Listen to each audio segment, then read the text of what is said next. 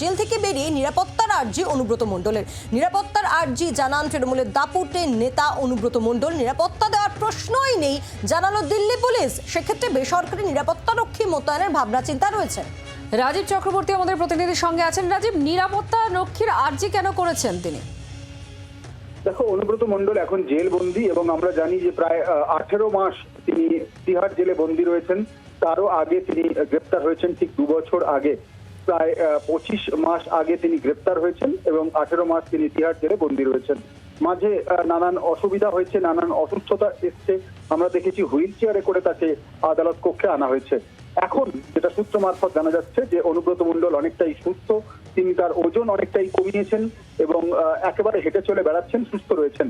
এই পরিস্থিতিতে যখন তার জামিন মঞ্জুর করেছে আদালত, যখন শুক্রবার সেই জামিন মঞ্জুর হয়েছে, শনিবার তিনি বেরোতে পারেননি আইনি জটিলতার কারণে, তখন সম্ভাবনা রয়েছে সোমবার দিন বিকেলের পরে তিনি জেল থেকে বেরোবেন।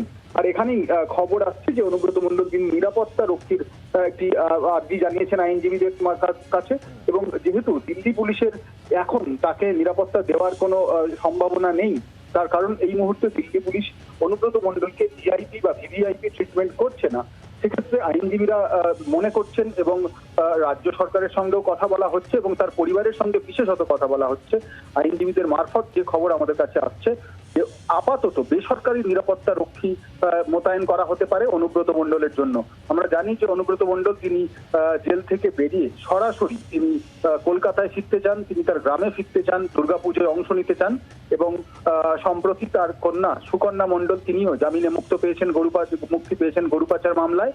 সেক্ষেত্রে তিনিও দিল্লিতে রয়েছেন এবং অনুব্রত মণ্ডলের এই জায়গা থেকে রাজীব, আমরা জানি যে তুমি যেমনটা বললে যে শুক্রবার দিন জামিন মঞ্জুর হয়েছে, তবে গতকাল তিনি বেরোতে পারেননি।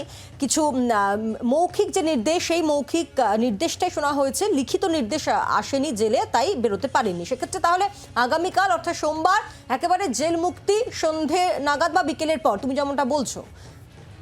একেবারেই দেখো, মূলত মৌখিক নির্দেশের পরে প্রক্রিয়া শুরু হয়ে গিয়েছিল বেল বন্ড জমা করার। সিবিআই এর মামলাতেও 10 লক্ষ টাকার বেল বন্ড জমা করতে বলা হয়েছিল, ইডি মামলাতে জামিন পাওয়াতেও 10 লক্ষ টাকা বেল বন্ড জমা করতে বলা হয়েছে। সেগুলি ব্যাংক থেকে ভেরিফিকেশন করতে হয়, সেই ভেরিফিকেশনের প্রক্রিয়া চলেছে এবং গতকাল রাত 8:30টার কাছাকাছি যে লিখিত নির্দেশ সেটি সামনে এসেছে। সেই নির্দেশে আমরা দেখেছি যে কোন গ্রাউন্ডে অনুব্রত মণ্ডলকে জামিন দেওয়া হয়েছে। বলা হয়েছে যে বিপুল সংখ্যক যে বয়ান যারা অভিযুক্ত, যারা সাক্ষী, তাদের রেকর্ড করা হয়েছে, সবগুলি বাংলা ভাষাতে রেকর্ড করা হয়েছে। এখনো পর্যন্ত ইডি সেগুলিকে ইংলিশে অর্থাৎ ইংরেজিতে ট্রান্সলেট করে উঠতে পারেনি। এই অনুবাদের সমস্যার কারণে বিচারকরা তারা কিন্তু তাদের বয়ানও পড়তে পারছেন না এবং বিচার প্রক্রিয়ায় দেরি হচ্ছে। আর এই কারণে কোনো অভিযুক্তকে জেলে আটকে রাখা যায় না। এই যুক্তিতেই কিন্তু তার জামিন মঞ্জুর করা হয়েছে। সেক্ষেত্রে শনিবার গতকাল গিয়েছে, আগামীকাল সোমবার প্রক্রিয়া সম্পন্ন করে তিহার জেলের নিয়ম অনুযায়ী আগামীকাল বিকেলের পর সন্ধে নাগাদ অনুব্রত মণ্ডল তিহার থেকে বেরোতে পারেন। বাংলার আওয়াজ, বাঙালির আবেগ, জি 24 ঘন্টা।